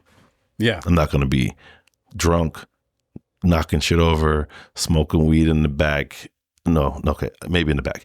Not in the but I feel like in Austin, you have to hang around, and eventually you can break through the groups. Yeah. I don't have the time to do it. Right. I have 2 kids at home. And it's just me taking care of them. When I first moved here, I had sold my house and had enough money to be able to hang out downtown every night. And I was doing that for like almost 6 months. And I was like, all right, if you go hard on it, you're going to break through the mold and then you'll be working at this place or you'll be, you know what I mean? And when it didn't happen, I was like, this is a waste of time. I know exactly what you're talking about. We're kind of in the same boat there. Yeah. You know, it's just that there's responsibilities, you know. 100%. And it's like I get where a lot of these guys are coming from, especially like the youthful community. Yes, for sure. I totally get where they're coming from because they can do that. For sure. You know. Because you have no responsibility. Yeah, there's you no just gotta responsibilities feed yet. yourself. I gotta take care of the little ones. Like when we leave here, I'm going to pick up the kids and we're going to drop them off at grandma's house so I can go do some comedy. Yeah, and I get it, man. Yeah, I totally get it. It's like people say follow your dreams, and I always think to myself, I'm like, dream responsibly. 100%. You know what I mean? You have to dream responsibly. For sure. I'm not going homeless because I want to tell jokes. Yeah, this. I think about this right here because I've always wanted to do the podcast now. Yeah, I didn't just go buy this shit. This is like little over by time, little for sure. by little for sure. by little, you know, over a long period of time. Yeah. You know, and it's just like, yeah, dude, dream what you want. Follow your dreams. Just dream responsibly. Hell yeah. Yeah. I want to say one thing. My buddy, she messaged me and she goes, I'm out here working my ass off trying to do fucking stand up. And there's a robot that got a shot at a club. And she goes, what the fuck is going on? Right. And what I said to her was, there's no feeling behind, I want to tell you a joke. I was like, don't worry about that. But she was just like, how is a fucking robot getting booked before me? Well, it could have been like a human robot or like a, you know. No, it was a literal robot. Yeah, I saw that at Sunset. Yeah. That was crazy. Yeah. Yeah. She said it. She messaged me and I was like, man, fuck that robot. Fuck that robot. You know what I mean? Like, don't let that shit discourage you. Keep rocking. Yeah, I just had to say that because I saw that shit and I was like, what the fuck? But I didn't even see it. She messaged me and was like, yo, what the fuck is this? Oh, you didn't see it? Nah. It looks goofy. Because I don't. When I first got here, I was all about that shit, but I don't follow like that shit anymore. I used to go down there a lot. I just don't. Again, I don't have the time just to sit around and shoot the shit. Yeah. You know, you hit the nail on the head when you said it's an emotional thing. You know, it really is. Like comedy is very, very emotional. Come on, that's what it's all about. I think it's invoking a feeling which triggers a reaction.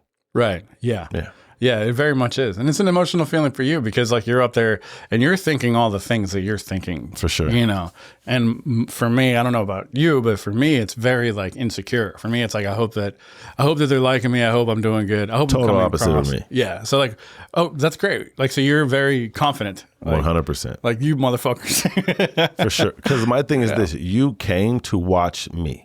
Yeah. Not necessarily just me, especially if it's like a showcase, but each individual comic, you've come to watch them, right? So if you've worked this material out, you know it's going to work. And one thing that I will say that a lot of younger comics don't do is they don't read the room, right? If it's a bunch of women in the crowd, don't go up there and be like, you dirty bitches. You're not going to win. Yeah. Yeah. It's like you got to be able to see, oh, okay, this ain't going to work here. I'm going to go with these. And most of the time when you make that pivot, it works. Yeah. Yeah. And so do you, when you say like read the room, right? And as a new comic, when you're looking at that, you know, how do you think that pertains to, like, let's say their particular material? So it just depends. Like if you only have 7 jokes, then it's going to be difficult to read the room, right? Because you're like, oh, what am I going to do? That is a good point. But as a like, I've been doing comedy 7 years, and I have a lot of jokes, right? But I have polished sets that are like a 5-minute set, a 10-minute set, a 20-minute set, a 30-minute set, and a 45-minute set. So with those, I can go, oh, I'm only doing 10 tonight. And it's a lot of white people. I'm not going to do this bucket of jokes. Yeah. I'll do these. Or an older comic from DC, he was like, what I do is I sit out in my car in front of the venue and I watch who goes in there. Oh. It gives me an idea of like, oh, okay, so it's an older crowd. I'm not going to go up there and be like, fucking just saying bitch whore, because the older people don't like that shit, right? Yeah. It's like, I did a show in Tampa and it was a benefit for battered women. I did jokes about women getting beat. No. Oh shit. How did that go? I kept doing my jokes because I didn't give a fuck. There's a part of me that knew that that's exactly where this was going. For sure. And it didn't go well. It didn't go well. Nah, some lady was like, why the fuck did you bring him? And I was like, bitch, I got paid already. Don't make me have to whoop your ass. And it was like, oh. Yeah, it was crazy. Oh my God, dude. It was crazy. That is bad. Yeah, it was pretty bad. Yeah. So what is I never got booked again either, so. Man, how do you treat like different crowds? Like, what do you have a particular crowd that you're like, oh man, like I love performing in front of these guys? I do dark shows and filthy shows. So dark shows and filthy shows. Those are my favorite shows. Those are great. Oh my God. Yeah. And my favorite part about those shows is people that go to those shows and don't realize what they're there for. Oh, dude. Yeah. I can totally see I do that. a filthy pop-up show, and it's just a show. Like, I came up with the idea when, and it was just a pop-up show at first. But I came up with that idea when the pandemic was going on, because they were doing pop-up restaurants, right? Oh, okay. Yeah. And I was like, man, that's pretty cool. They don't have to have a brick and mortar. They can go to these different places and they can just, sell food and then call it a day and pack up and never go back to that space again if they don't want to. I was like, I want to be able to produce a show that I can turn into a traveling show. When I first got here, they were doing a dark show in San Antonio, and that's the show that I host in San Antonio monthly. And then I was like, I want to have ownership in my show. So I was like, I'm going to do a filthy pop-up show. And then I started producing shows. So we've done it in Dallas. We've done it in San Antonio multiple times. And we're reaching out to do Houston and just other places. I want to be able to travel pretty much anywhere. The last show we did in Dallas, we sold out, which was fucking great. Oh man, and that's awesome. Why, and again, why I love Dallas. So maybe a little biased, but that's what I wanted to talk about too, real quick. Ownership and believing in yourself. A lot of people don't think or won't post things because they're afraid, right? And we haven't talked about that too, being afraid of saying what you want to say without. No, you had a great quote actually. I wanted to get into about Go ahead. That. So you said, why can't you be honest without being fearful? And that's crazy. So when I was in because I'm still in the workforce. In the workforce, you can't say what you want to say at work. No. Right? You can't voice your opinion. It's one of those shut up and do your job type of things. Yeah. I did not expect for that to happen in comedy. Yeah, it very much is. I was like, comedy is this is where we are, where we say what we want to say, where we, nah. Man. Like the powers that be, all comics are sensitive. So if you came out and you were like, yo, Shane Gillis fucking sucks, Shane can be like, I will crush you. Yeah. That, you know what I mean? So I can see how people are afraid to say how they really feel about certain subjects. I hear it all the time when the cameras are not on. people would be like, yo, this fucking dude is horrible. He's horrible. Like, what? Yeah. I put terrible and horrible together right there. That was weird. Horrible? Yeah, that was crazy. That's pretty cool, though. Yeah, it was pretty cool. I'll take it, man. I'll take it too. That sounds like really bad. It's horrible. Yeah, but we'll have those, and I think Cat Williams is the reason why all this shit's starting to come out like that, and people saying what they want to say because they realize eyeballs equals ticket sales. Yeah, that's right. So you have some of those people that are willing to say exactly how they feel about the subject, but a lot of people are afraid because of. Do you know who Ty Rivera is? I do. Yeah. You know he's not here no more. Yeah, I heard that. And you know why? No. So he's just very vocal about how he felt things were going and how things weren't necessarily fair. And I think he was blackballed within the city. And he ended up moving away. I didn't know that he was blackballed.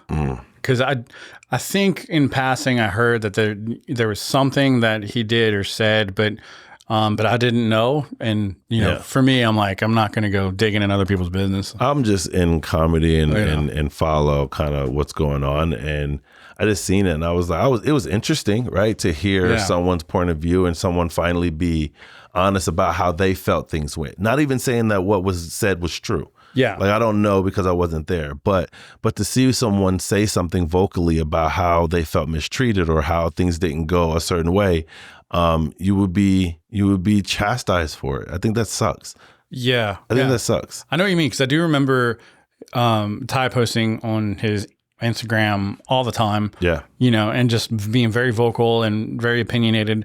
But I mean, me personally, I only ever looked at it as like, okay, that person's sharing their perspective. That's not how it's perceived for sure by the community. Wow. Yeah. You got people that are like, hell yeah, behind the scenes. And then you got other people like, well, I can't get opportunities as I'm fucking with you, so I got to separate. It's just weird, man. It's like super weird energy. And for me, I want to be able to say what the fuck I want to say and not have any consequences. But if there is consequences, I'm willing to take those consequences. Yeah. I guess like, you know, it's kind of like when you're just, you know, when you're going forward, it's going to be who's coming with you. Yeah. You know what I mean? Like when you're kind of trying to become something, make your own life better, and you're trying to do it your way, it's kind of like one of those things, I guess, who's going to be there? You know? Well, this is what I like. Okay. I like Louis. Shout out Louis J. Gomez. And I like the fact that from the stories that I've heard, like he was an outcast. Hollywood didn't rock with him. Like certain people didn't rock with him, and he created his own podcast studios and umbrella under that. And I'm looking at it like, do I want to? There's two different ways that I feel like how comedy is, right? You and I've heard this from Patrice O'Neal in one of his videos. He was like, you're standing in line waiting for someone to pick, like, I want you, versus creating your own opportunity and them saying, what is going on over here? Right. I think there's more, for me, more respect if you're getting it by yourself than waiting in line. Yeah. But you have people that will wait in line for 20 years and never make it because you're just waiting in lines. What separates you from 300 comics trying to do the same exact thing? Yeah. So with me doing like controversial videos or talking about how I feel about comedy, there's Joke World here. And then what other platform talks about what goes on in comedy? Yeah, I know Joke World. I don't really know another one, really. Because there isn't. Yeah. I don't really know another one. Yeah. Like, do you remember a time where, do you watch sports? I don't. Ever? No, not really. but you know about Sports Center. I do know about Sports Center, yes. So you had Sports Center's a monopoly for sports, right? Then you have Fox Sports, where that's another version. They have different commentators, they have different shows, right? Each, but they were a monopoly. Now you have Cameron and Mace. They have their own sports show, and this is these are rappers. Oh, okay. So they talk about sports, but they talk about the same thing they talk about, but they say bitch and hoe, and they talk about funny shit versus being on a public network, right? So my point is that you have Joke World here, which is a really dope production company that puts on for comics. Even the younger podcast, like even your podcast, he could be like, yo, on today on blah, blah, blah, we had, you know what I mean? Like that's what he does is he does like, he's the sports center of stand-up comedy. There's not a lot of those type of outlets. And why can't I create that for myself? Yeah. That's literally what I'm trying to do. Because outside of just doing stand-up, there's other ways to make money outside of that. Yeah. I can commiserate completely with what you're saying. Because that's sort of like what I'm trying to do here. Because I'm trying to give like, comedians a platform to be able to speak their voice and for people to get to know them as a person. For sure. And so I love that because it's kind of like you're bringing something different to the table, you know?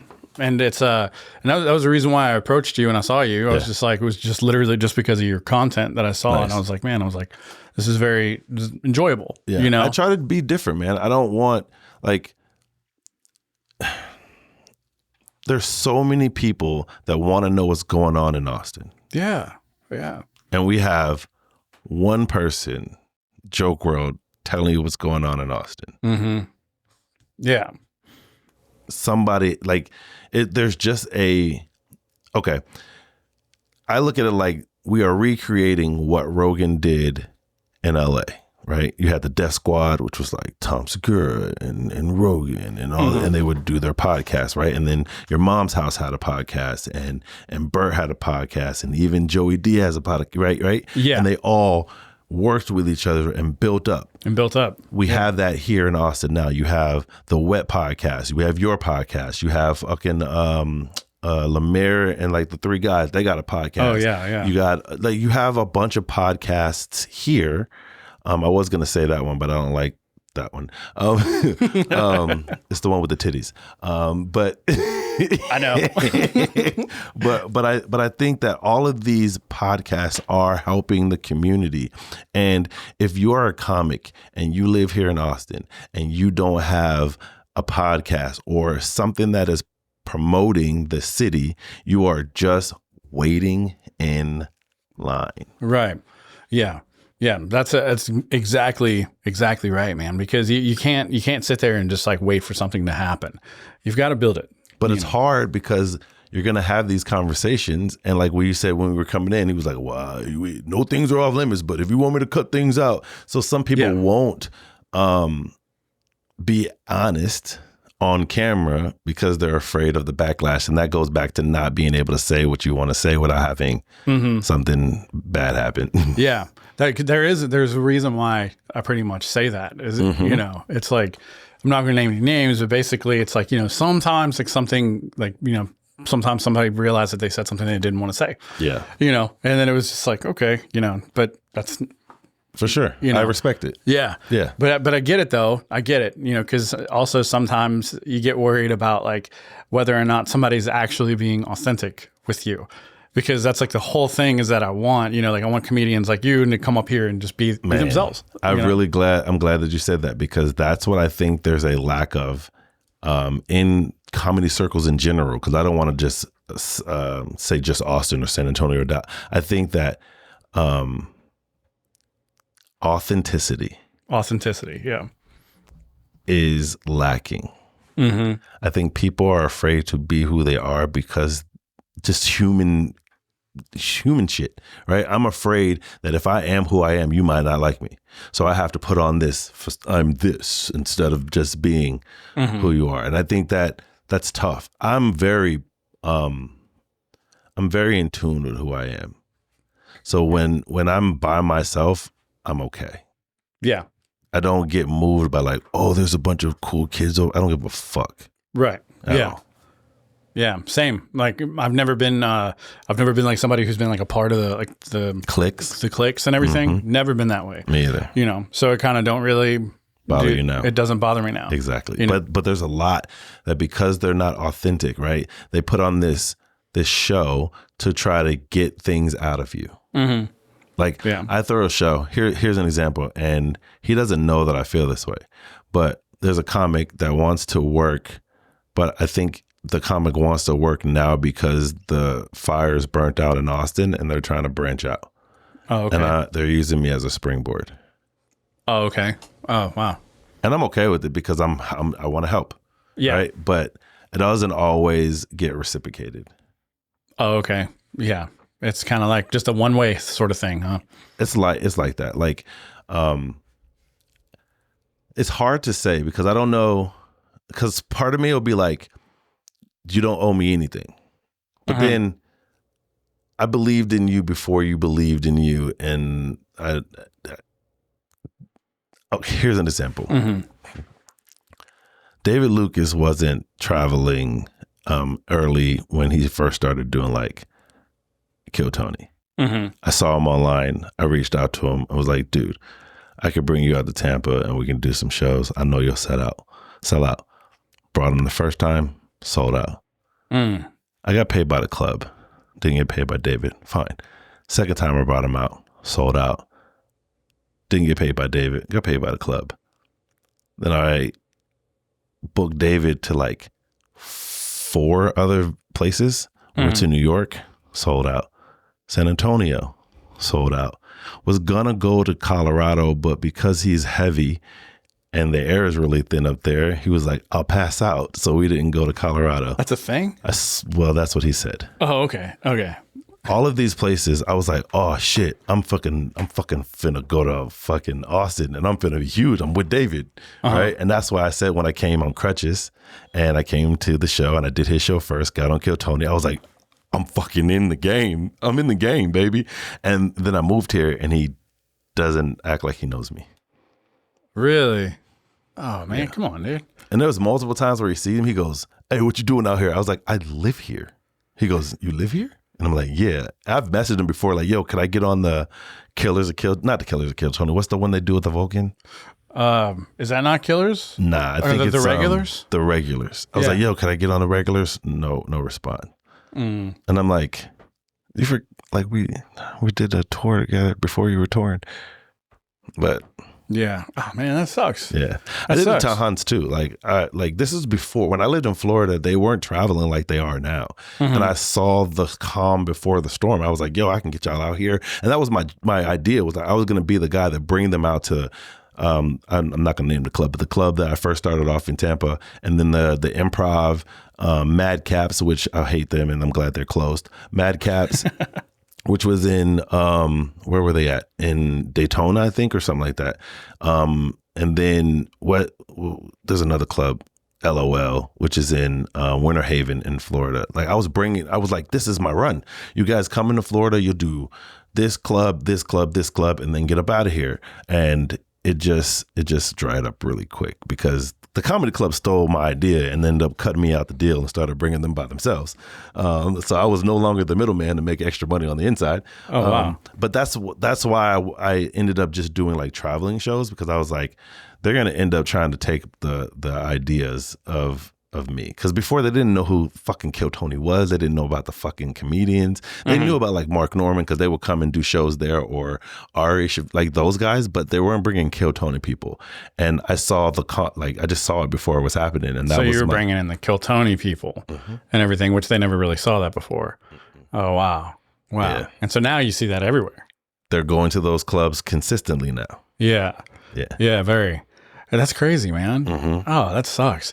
You know, I always said that if for some reason like this kind of thing like actually turns into something, which is what you hope for sure. And I was like, yeah, man, like everybody who helped me get there, you know, 100%, they're coming with me. I don't know. I just think that's the good thing to do. Yeah, yeah. The right, you believed in me before any, you know what I mean? Like that's what I thought. I thought that's how the game was, and yeah, you learn quickly that's not how it is. You got some people that like, you know, work with somebody when they come into town, and then they take them on the road, and then they're their guys, right? That happens sometimes too. So that's maybe what I thought was gonna happen, and it didn't. I was like, what the yeah. I put in all the footwork. All you had to do was just come because his name sold the tickets. It's not like I sold the tickets. I did help, you know, sell some of the tickets for sure because my first show that I did there was like 80 tickets by myself. So I was able to generate some ticket sales as well. But I look at it like I thought something was going to happen and it didn't happen. So I put that on me. Yeah. Yeah. What did they say about that? They said like, you know, the expectations thing or whatever. I know what you mean. Like set your expectations low or some shit. For sure. But there's like a saying that I can't think of, you know. But I know exactly what you mean though. yeah. Like prepare for the worst, hope for the best or something like that. You know, but that's really how it is, you know. It is. I think that people kind of understand that, okay, yeah, comedy could be cutthroat, but they don't really understand what that means. 100%. You know, it's like people don't understand like that side of it where like, you know, people get to a certain point and then they'll drop you off. That's what I think happens a lot of times in comedy too. Like people will use you for what they can use you for. And then once you're dried up, they spit you out and move to the next person. They're leeches. Yeah, they're leeches, 100%. which is a horrible way to be because without you and without your peers, you wouldn't be who you are comedically. For sure.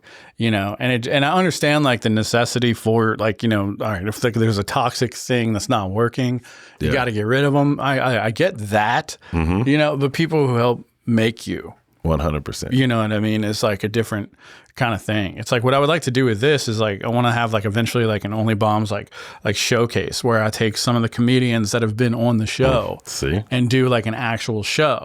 You know what I mean? And it's like, and, you know, and the other thing is too, I had this thing where I was like, okay, if like a show like is monetized, an episode is monetized. Well, if your episode is like making money, if it's big, well, you know, that's cool. Cut you in, That's you know, cool. like that's your episode, you know. Great idea. Why the hell not? You know, it's like because it's like I wouldn't be anything like if it was just me. I mean, you could do that too. You know, you should do that too. Yeah, you definitely should set the camera up in here and just talk about your thoughts and feelings and upload those on a different thing for sure. I had ideas for segments, you know, like I've been kind of working on like I mean, I wouldn't say like a secret thing, but it's like a top 5 kind of thing. And I've been kind of like working on it, but I just don't like how it looks and I'm going to have to reshoot it. Get out of that. Yeah. I just I do the show. You just do the show. I upload it. Yeah. And I know we were talking about that before, and that is brilliant actually because you know like I like the dramatic like all the lights and then the cameras and stuff, but at the same time you mentioned just firing your phone up. It's on a what is that thing, tripod? Yeah. And I have a picture with LED lights around the picture, and that's it. And a light that's like front facing. That's perfect. Yeah. And I can do it in a matter of seconds. Yeah, that's absolutely perfect. And when I remember, like, I don't know if I said this, but I was thinking it. But like, I was thinking, I'm like, of course, like, why not? Like, why not just do it like that? For sure, because I like, so I was watching an interview with Gilly the Kid and Wallow, which they have their own podcast too, but it started off like really basic, or even 85 South Show. It started off really basic and now they're in a studio. So eventually we'll get there, right? But right now it's like, what are you trying to do? You're trying to get out content. You're trying to get out your story. So, or your opinion on things. And that's literally what comedy is your opinion or your story on live, while live, right? But me, like, here's an example. I just did a video about urban comedians or the urban comedy scene versus the mainstream, right? I don't think people really know the difference, right? Like, I know urban's considered black and mainstream is considered white, but that's not necessarily how it is. Mainstream is like more polished and urban is more bars and like just ballrooms and stuff like that, right? Yeah, like the darker shit. For sure. Yeah. And my, like, the comedian was talking about how in the mainstream room everybody's lifting everybody up, and in the urban rooms they're like, I'm gonna outshine you, or look at my outfit, my outfit's better, my joke's better, it's a competition. And my opinion on that is valid because I've been on both sides, right? And that's why I pick certain subjects like that. But I also use the clips of people talking about it, because if I just get up there and just say urban, and I'm like, it's not that entertaining. But when you hear someone of some substance say it, and then my opinion on it is different, I think that helps move the views as well. Oh man, yeah, I totally get it. Actually, I think that Ali Siddiq was talking about that on the Hot Breath podcast. He was mentioning something similar about how... Shout out to Joel Byers. He was he was talking about how like comedians like to cut themselves down, basically. You know, like they like a featuring act is gonna like say that they're gonna like, you know, do better. Do better than the headline. They do that all the time, and that's how you get kicked off a show. Yeah, it's like, dude, why can't we like, you know, come together? We want to make it a good show. We want to make it a good show. Yeah, for everybody. You know, it's like there's a lot of competition here too, man. Like I told, and this is, I want to say this before we get out of here. That's also part of like having your own opinion, right? Right. So I'm on live talking to older comics because I go live on Instagram a lot, and I talk to some of the OGs, and one of my friends was in the room, and she was typing in the room, and she was like, "Well, who's your favorite comedians in Austin?" And she started naming people, and I was like, okay. Yeah. Or this, oh, he's funny. And then one person specifically, I was like, he all right. And he is pissed now. Oh, really? Oh, really mad. Oh, wow. And just because you were like, hey, he's all right. That was it. I didn't say he sucked. Yeah. I didn't say he was terrible. I just said, he's all right. Yeah. And he is like butthurt. Oh, man. Yeah. Yeah. I feel like you get like roped into a lot of controversy. Because I'm not afraid to say things. Yeah, because you put it out there. Yeah. Yeah. A lot of people won't say it. They'll say it amongst each other. Yeah. Like that same person, when I had my show in Florida that we sold 80 tickets to, he was like, yo, could I get on your show? And I had just moved to Tampa. And I was like, no. Because he was one of those people that used to get up all the time. And I think that's where like the disconnect started. Yeah. Was like, how dare you tell me no? And I was like, you get all the opportunities. No. And then now when that person asked me, I was like, yeah, nah, he's okay. And now you could tell the energy is different. And I'm like, different, yeah. And I'm like, dang, I can't even say how like, it'd be different if I was like, you fucking are terrible. Your jokes are dry. Your mom sucks dick. Like if I said those things, then yeah. But I don't know. I guess it's sensitivity. And I don't like, I wasn't out to like, oh, I'm going to say he is okay so I can cause controversy. I literally was just being honest. And like I got another clip where they're asking me the top 5 comedians in San Antonio, and I was like, there are none. And then they were like, oh, that's right, you were sitting around the round table, right? Okay. I don't have one. And you just don't have one. But they were like, well, what about this person? I was like, no. It was, what about this person? I was like, no. But it's just really how I feel about it. And when some people would lie and be like, this guy is fucking great because they want to work with them. I don't give a fuck about working with them. Yeah. My question actually, like when I was watching that was like, why is nobody asking you who your favorite comedians are? Yeah. You know? They're just like top 5. They were just like top 5. Oh, you don't like them? You don't value our opinion? Well, you know. Like, what I said was there's not even that many to do 5. And he was like, so only 3? And I was like, And then he changed this, because I didn't clip that part, but he changed the question. He was like, well, who's the last person that made you laugh? And then I said that. And I was like, that's because I don't look at, like, even in Austin, I don't think there's a top 5. So like, what, like top 2 kind of thing? Or who do you think is the top in the city? Oh, I don't know. My point exactly. Yeah, I don't know. That's my point. That's not really like a way that I look at it. Yeah. That's my point. Yeah. So for someone to ask me who I think is the best, I'm going to say me. Right. Yeah. I do get it. I totally get it. Why would I say, well, this guy's better than me? I think on any given day, joke for joke, I can rock with the best of them. And that's anybody that works at the mothership, anybody that works at Sunset, anybody that works at the Creek. I feel joke for joke, I get up there, I can definitely hold my own. And a lot of them,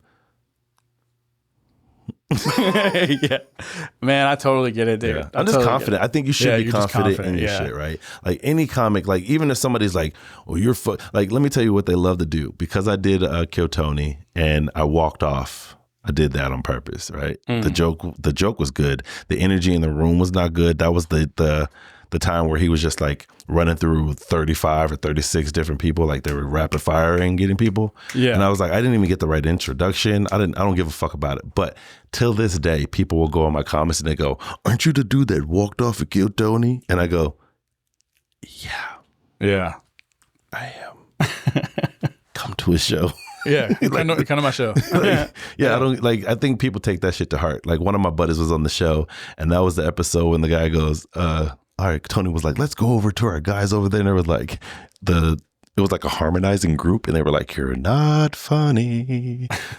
Don't quit your day job." That was heartbreaking. Oh yeah, that would be heartbreaking for anybody. He went to another country for a couple of months. That was so bad. Wow. Yeah. Dude, that would have fucking. Oh yeah, that would have been bad. Yeah. But again, if you know your skill level and you know that you're a good comic, that will not discourage you. Right. You'll just get up there and just do your best. Period. You know, and you could see the difference in the comedians that do that either on KillTony or just out Anywhere, and about. Yeah, for sure. Man. Well, I think, yeah, dude. Wow. 2 hours. I figured it was going to be like that. Hell yeah, dude. That was badass. Good shit. Hell yeah, dude. Well, it's like 150, but basically 2 hours. good. That's your camera. Is there anything you want to put out to anybody? Yeah. So look, Austin, I perform at Cap City. I would like to perform at other clubs. So if you want a funny comic that's going to be on time, that would be me. I'm available for booking. Anywhere else too, Austin, Houston, Dallas, I'll pull up. I'm a hilarious comedian. You can check my videos online. Follow me at Dubz General on everything. I'm really interested in single moms with C-section scars. So if you have that, please slide in my DMs. Nice. Yeah. Hell yeah, bro. Hey, dude, thank you so much for doing this. Absolutely, man. No problem. I appreciate it. It was a really good show, dude. And and that's it, man. That's a wrap, dude. Cool. Hell yeah, dude.